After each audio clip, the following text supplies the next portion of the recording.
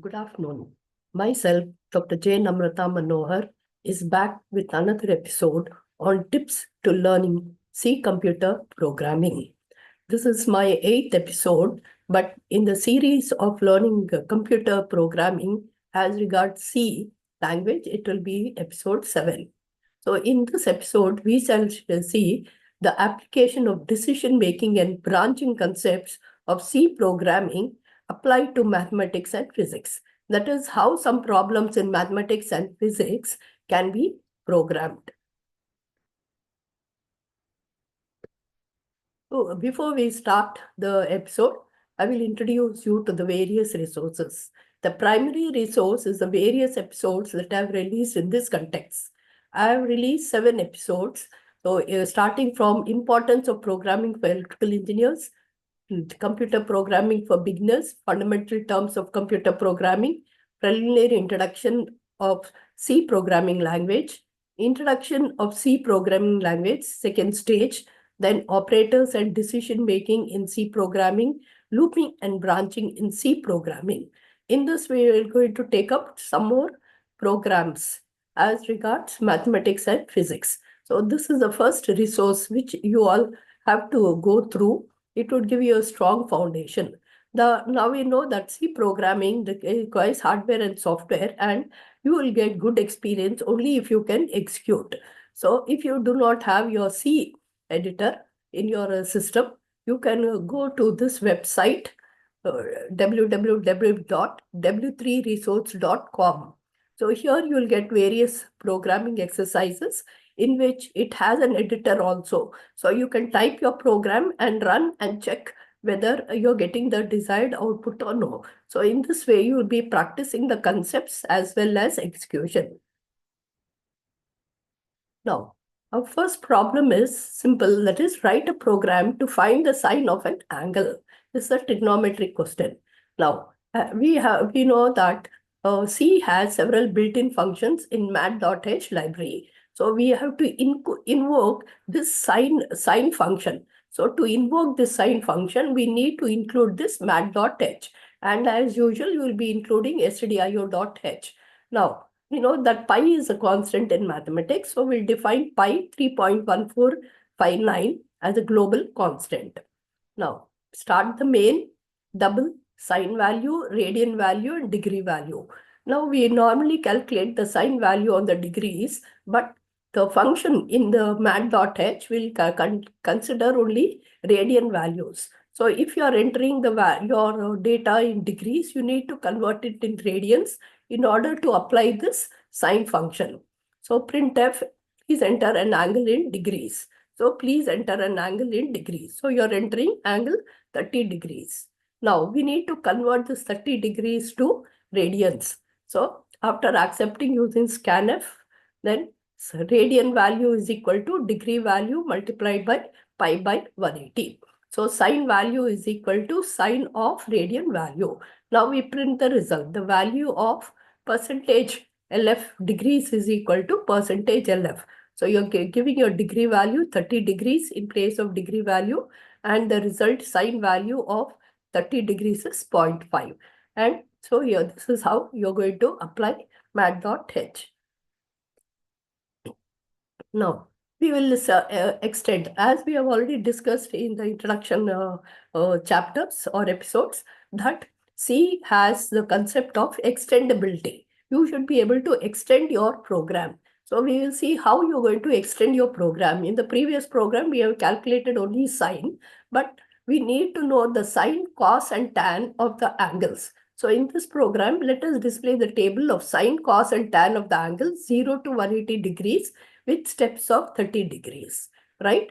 So here, this is a program. So as usual, include stdio.h, mat.h, and conio.h. Conio is console input output. Now you might be wondering what this console input output is. This console input output also has certain functions. Now one of the function which we commonly use is CLR SCR, that is clear the screen or monitor or monitor. So here, say that this was your screen. In the screen, already the output of some other program was displayed. Hello, good, and your cursor is here in the monitor. But you want a clean monitor wherein the output you get or the input that is being asked should start with the top left cursor position. So you need to clear the screen. So once you say CLR SCR, it clears the screen, the output of the previous data on the monitor, and brings the cursor to the first row and first column on the monitor. So this is always best practice to use the CLR SCR for all your programs. So now, pertaining to sine, cos, and tan, we need three variables for sine, cos, and tan in degrees. And we also need a variable to convert the degrees to radians, right? And since it is asking from 0 to 100 degrees with 30 degree step, you should have a loop, right? And the step size is 30.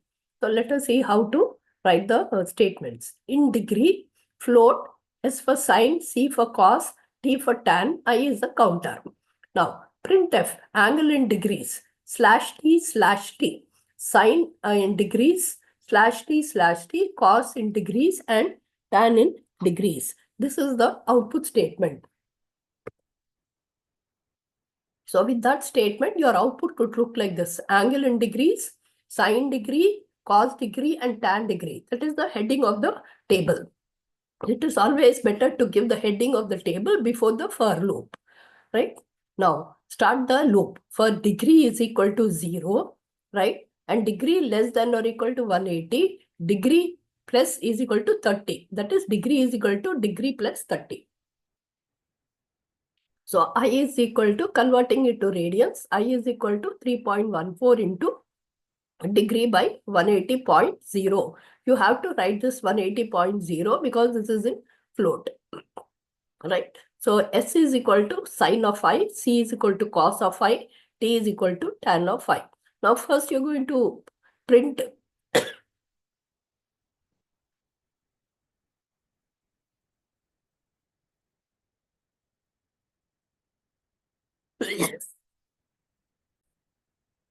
right?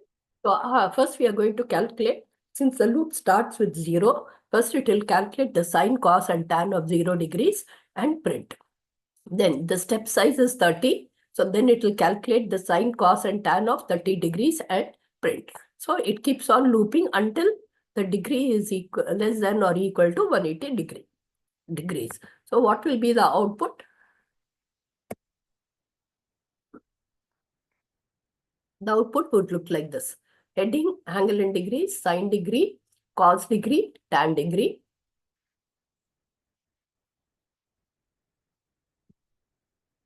And you have the various angles 0, 30, 60, 90, 120, 150, 180.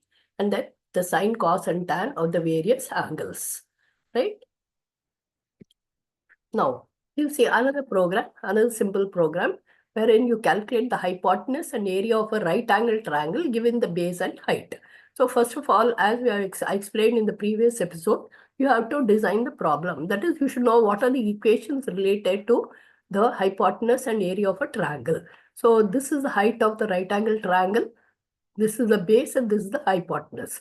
Hypotenuse is equal to base square plus height square, right? And area we know is half base into height. So first, stdio.act, match.act, declare variables for base, height, and hypotenuse of a right angle triangle. Now, float base, height, hypotenuse, and area. Printf, enter the base of the triangle in meters. Scanf, %f, ampersand b, base. Accepting the base, you accept the height, right? Once you accept the base and the height, you calculate the hypotenuse, square root of base square plus height square. Then area, you're going to calculate half base into height. Then you print the hypotenuse is equal to % of meters, hypotenuse, printf area is equal to % square meters in area. So, right? So, since we have accepted the unit as meters, the area would be square meters, right? So on execution, what would be the output? So in this way, first of all, you should draw the diagram of the problem. So anybody will be able to clearly understand what we are doing. Now, the output is enter the base of the triangle in meters, 10 I have entered, enter the height of the triangle in meters, 5, and the hypotenuse is 11.18 meters. So the area is 25 square meters. That is output.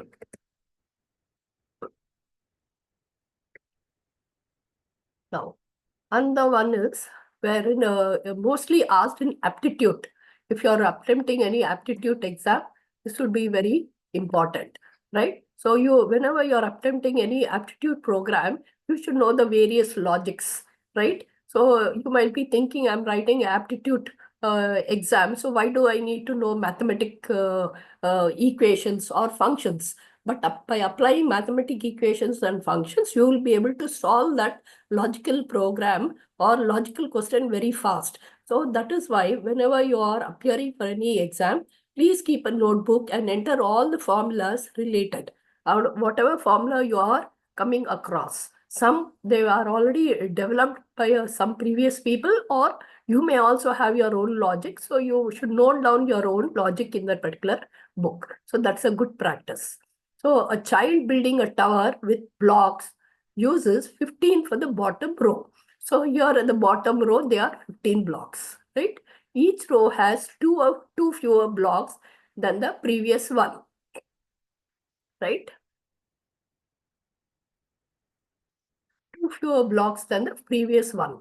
So here, if I'm having 15 here, I will be having 13 in the row above the bottom block, right? Suppose that there are 8 rows in the tower. How many blocks are used for the top row? So here he is asking you, suppose like this, there are 8 rows. Like this, there are 8 rows. What is the total number of blocks in the tower? Now you may be thinking, what is there? I can just write 15 plus 13 plus 11, like that you can write and count. But then that would take time, right? Sometimes they may ask you, what is the logic you have applied? Then when you are asked, what is the logic you have applied? If you say it is simple mathematics, 15 plus 13 plus 11 add, then they will not appreciate you. So let us see how we can solve this type of problem. Now, this is a case of clear arithmetic progression. That is, the series is 2, 4, 6, and 8. So each, suppose you're starting with 2, then the next element is 4, 6, and 8. So the difference. So this is the first element of the series. The difference is 4 minus 2 is 2. So here the series, the nth number of, this is the nomenclature of arithmetic progression.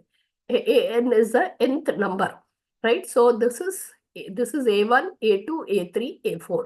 So nth number is equal to A1 plus n minus 1 into D. So if you're taking this third number, say you're taking this 6, A3, right? What is A1? A1 is the first number, that is 2. 2 plus, now I'm a third number. So n is 3. 3 minus 1, 2. 2 into the difference is 2. 2 2s are 4. 4 plus 2, 6. So nth number, A1 is the first number. N is the element you want, nth number. And D is the difference, but giving you a simple example.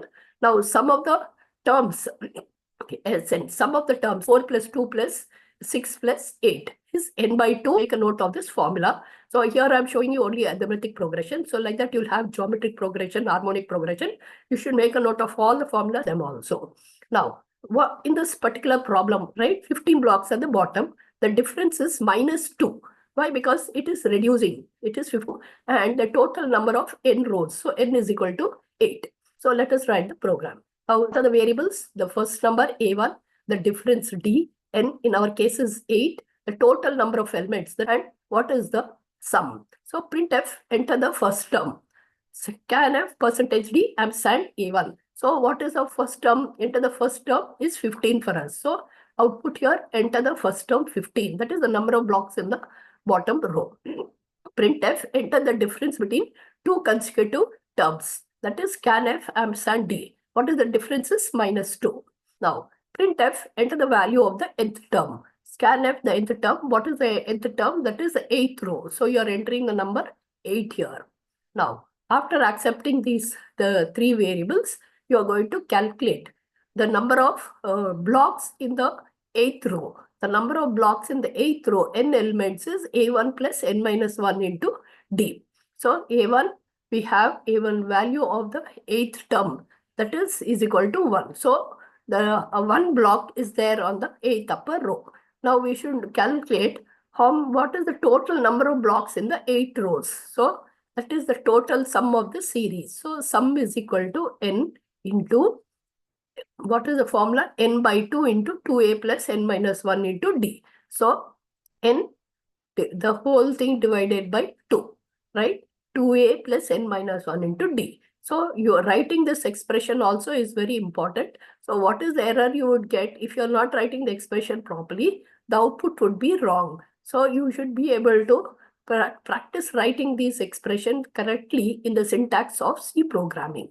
Then printf elements in the percentage d term, that is 8th row, and what is the total number of elements. So total elements is equal to 64. That is total blocks. That is the total number of blocks. Is 8. In the 8 rows is 64. So here I have written elements. You can program writing blocks. Blocks in the total blocks in the 8 rows, you can write it as 64. That is the total number of blocks in the 8th row. So here I have given element so that you can use it as a generalized program. If I'm writing blocks here instead of elements, then it will be restricted only to this program. So I'm making it a general program. So by writing these elements, I'm making it as a generalized program. So this is another art of writing programming.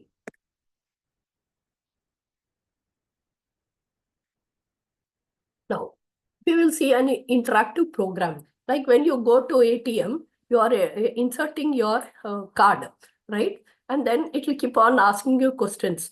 Is it from savings? Is it from your other account? Do you want to transfer? Do you want to credit or debit? And that's so many questions it will be asking. That is called interactive programming, right? Now, after performing a particular transaction, at the end it will ask, do you want to continue? Yes or no. So how this yes or no is processed in the programming? Let us see this, right? So this is a simple program. To find the frequency f of a time period t, the program should ask the user if he wants to continue. That is, you're accepting a time period t and you're calculating the frequency. After calculating the frequency for one time period, the program should ask, do you want to calculate for another time period or you want to stop? So first let us develop. What is the formula, the relationship between f and t? The relationship between f and t is f is equal to 1 by t. So main, open the main, in t time period, float f. And then character ch is equal to y, because you want to accept whether you want to continue or no. So normally for this interactive programs, we can use this while loop. So while choice is equal to y. So as long as the choice is y, right? Printf, enter the time period in milliseconds. Scanf, the time period in milliseconds. So you should be very clear what is the time unit of the time. You should be very clear, right? Then f is equal to 1000 by, since it is milliseconds, right? So 1000 by t. You're calculating 1000 by t. So once you calculate f, you're going to print the frequency and then you're going to ask enter y to continue, else press any other key. So here, since I have given small y, you should enter small y to continue. Then when you enter small y, even if you enter capital Y, it will not accept, right? So when you enter small y, it will ask you for another time period and display. So let us see how the output would look like for different runs. Run 1, enter the time period in milliseconds. I'm entering 2. So the frequency related to 2 milliseconds is 500 hertz, right? Now enter y to continue, else press any other character, right? Now I'm entering y. So that means I want to calculate for another time period. So this is run 2. Run 2, enter the time period in milliseconds. At this time I have entered 5. So the frequency is 200 hertz. Now enter y to continue, else press any other character. So I've printed G. Since I've entered G, it stops the execution and exits the program, right? So this is an interactive program. This is mostly very useful whenever we are going for practical applications.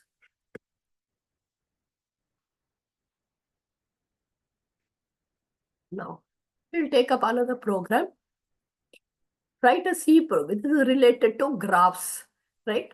Write a C program to accept a coordinate point in an XY coordinate system and determine in which quadrant the coordinate point lies. So first let us see the practical scenario. What is the practical scenario here? This is the graph sheet, right? This is the graph, right? Now, here in this graph, as we know, this is the x-axis and this is the y-axis. This is the positive side of x, this is the negative side of x, this is the positive side of y, this is the negative side of y. Now, this region is called first quadrant, wherein x is positive, y is positive. This region is second quadrant, where x is negative and y is positive. And this region is third quadrant, where x is negative, y is also negative. And this is fourth quadrant when x is positive and y is negative.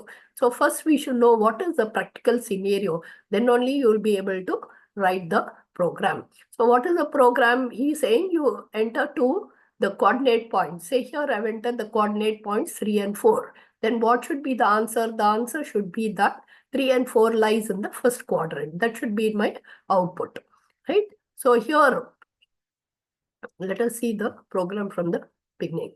Now, as usual, you're going to start the main and int column 1 and column 2, right? That is x coordinate and y coordinate.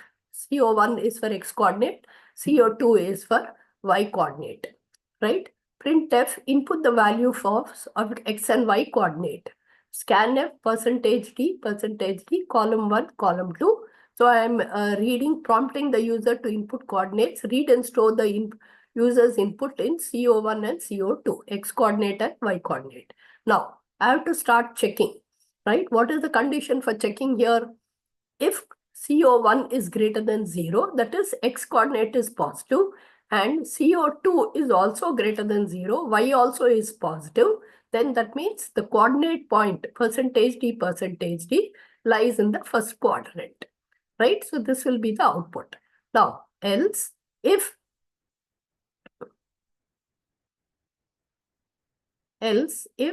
CO1 is less than 0 and CO2 is greater than 0, that is x is less than 0 but y is greater than 0, then you have to print that lies in the second quadrant.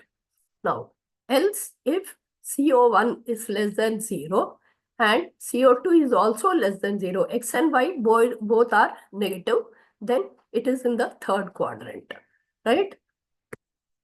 Now, else if CO1 is greater than 0 and CO2 is less than 0, that is x is positive and y is negative, check if column is positive, then you have to display that it is in the fourth quadrant. Otherwise, the final decision is if CO1 is equal to 0, CO2 equals 0, the coordinate point lies at the origin. So that means if x and y are 0, it is at the origin. So here the execution I have written x and y coordinate as 3 and 4. So it has displayed that x and y lies in the first quadrant.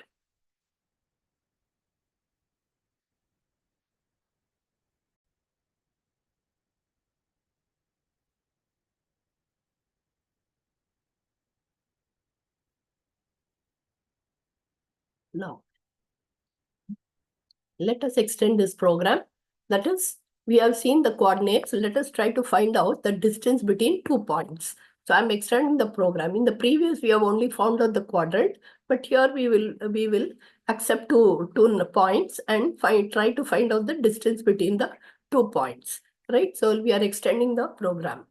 Now, here, what is the formula for extending the finding out the length of the line is root of x2 minus x1 the whole square plus y2 minus y1 the whole square, where x1, y1 are the coordinates of the first point and x2, y2 are the coordinates of the second point, right? So float x1, y1, x2, y2 and the distance, j is the distance. Prompt the user for coordinates x1, y1 and store them. Printf input x1, scanf %f x1. That is, I'm accepting the x-axis of the first point, then accepting the x-axis of the second point, input y1. Now, prompt the user to enter x2, y2 and store them. So, input x2 and y2. Calculate the and the distance between them. That is distance is equal to x2 minus x1 the whole square. So x2 minus x1 into x2 minus x1 plus y2 minus y1 into y2 minus y1. Now we have to calculate the distance, but the distance is square root. So that's why you are invoking this mat.h. So we are rearranging square root of the g distance. And here we are having only 4 decimal places. 0.4f means you want only 4 decimal places. So the distance between the said points is equal to percentage 4f, square root of gd. So let us see this output. So here I've entered 3 and 4 as the first point, minus 2 and minus 3 as a second point, and the distance between the said points is 8.6023 units. That is only 4 decimal places I am giving. Now, this another program I'm giving as an add-on for you to practice, which is very important because in any job we will have to calculate our salary. So private company has employees which are divided into grades as per their monthly basic pay as the following. So in an organization, there are 4 grades: grade 1, grade 2, grade 3, and grade 4. And this has given the basic DA HRA for the 4 grades. So once given this basic DRA and HRA, he is saying if the salary, which is a total of basic plus DA plus HRA, is above 50,000 rupees per annum, then the income tax is 30% of the annual salary. So if it is exceeding 50,000, then is it deducted on monthly basis at source? Accept the basic pay from the user and calculate and display the income tax along with the details he is telling. So you should be able to calculate this data. Write a program for this. This I'm giving you as an exercise. No, here I'm giving some more exercises. That is, write a program to tabulate the function f of x is equal to x square plus 1.5x plus 50 by 9x minus 3 for x ranging from minus 10 to 10 at an interval of 2. So practice writing this program. Now write a program to find the sum of the digits of a number. So the number is 25, you should add 2 plus 5. Write a program to find the sum of all odd numbers and even numbers between 1 to 100. Right? So between 1 to 100, you should display the odd numbers are 1, 3, 5, 7, and then say the even numbers are 2, 4, and that up to 100. Write a program to accept a number and print the digits in reverse order. So suppose I've entered the number 289. It should display as 982. Okay. Now, write a program to accept a number and check if it is prime or not. These are all important questions which will be asked in interviews or in some examinations. So the logic of these problems are very important for you to learn. Here again, I've also given some short answer questions. What is the output of the following C code? Int main, int x is equal to 10, printf percentage d x plus plus plus plus. So this is post increment. This is pre-increment. So what is this? I'm printing x plus plus. So what is the value of x? 10. So in this program, I'll be using 10 plus. Now 10 has already become 11 before applying here. So 10 has become 11 here and 11 has become 12 because this is pre-increment. So 12 plus 10, 22. So your answer should be 22. Okay. So you should know how to use this post-increment and pre-increment. Then identify the error in the C code. Int I is equal to 0 while I is less than 3, right? I plus plus, you're saying, right? Well, as long as I is less than 3. Printf percentage d I return. So what is the error in this particular code? You should be able to identify. Now, consider the following C program. This is the GATE question 2017. Int main, int m is equal to 10, int n and n1. N is equal to plus minus m. N1 is equal to m plus plus n minus. Then you have minus of n1. N is equal to minus of n1. So he is asking you to print f what is the value of n. So here what do we have? M is 10. right? And then n1. What is n? N is equal to plus m. P increment. So n becomes 11 here. N is 11 here. Now what is n? N is equal to m plus plus. What is m? M plus plus means m has already become 11.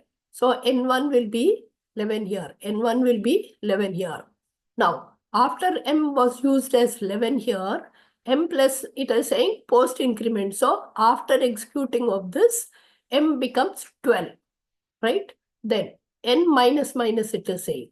Then minus of n1, it is saying n is equal to, n minus is equal to minus of n1. So try to find out the output. This is better that, as I told you, there is an editor and W3 resource. You can type this code and see what is the output. After you analyze the logic, you see whether the output you are getting correct or no, and your the logic that you have applied by calculating the value of n, is it right or no? What is the value of the variable num after executing? In num is equal to 58, num mod is equal to 11. What is the final value of x? Void main int x is equal to 5 star 9 by 3 plus 9. So these are some, they may look simple, but they are tough questions because you will get confused here. And they are the questions that are asked in GATE and other competitive exams. So I have also given you the answers here. But any more doubts, you can always contact me on my mail ID, jnm7064@gmail.com.